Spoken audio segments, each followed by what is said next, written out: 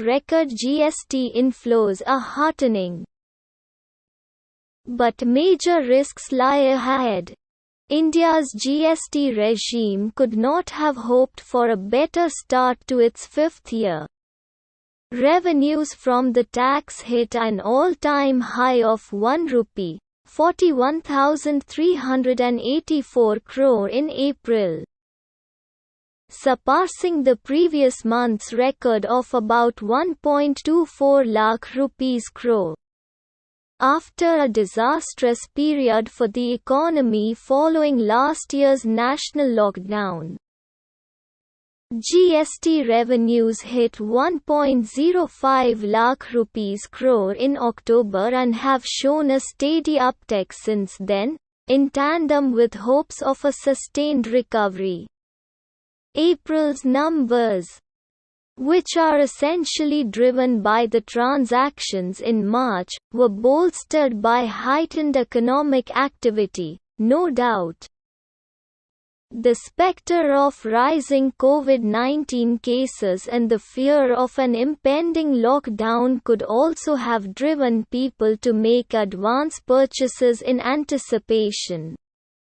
Moreover, firms in the process of closing annual accounts may have remitted higher GST based on audit advice, while a gradual tightening of the compliance regime and proactive coordinated probes against taxpayers using fake bills to evade liabilities have played no small part.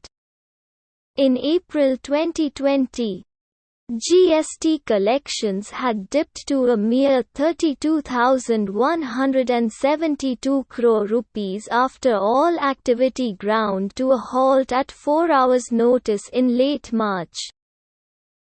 Economic activity may not yet be as badly affected amidst the pandemic's second wave.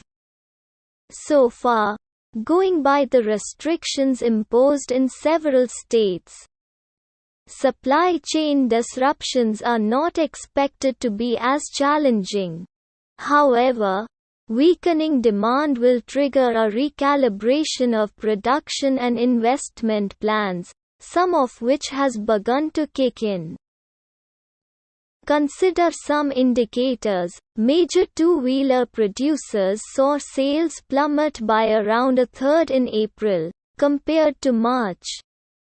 Plant shutdowns have gradually begun to reduce inventory build-ups.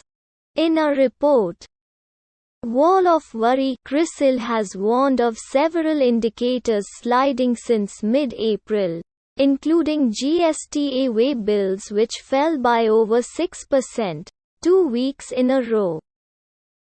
Manufacturing orders growth hit an 8-month low in April, as per IHS Markit. And the pandemic surge and desperate shortage of health infrastructure have prompted industry leaders to pitch for a stringent lockdown. It would be foolhardy now to expect GST and other tax revenues to stay robust till the government gets a better grip on infections and vaccinations.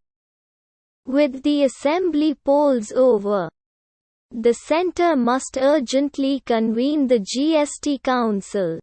To add to what is already pending, rationalisation of GST rate slabs. A rejig of rates on critical pandemic supplies and the prickly issue of bringing fuel under GST.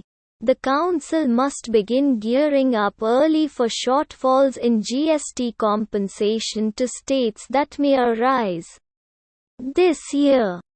India can ill afford a repeat of the 2020 face-off between the centre and states that almost upended the very spirit of cooperative federalism the GST emerged from.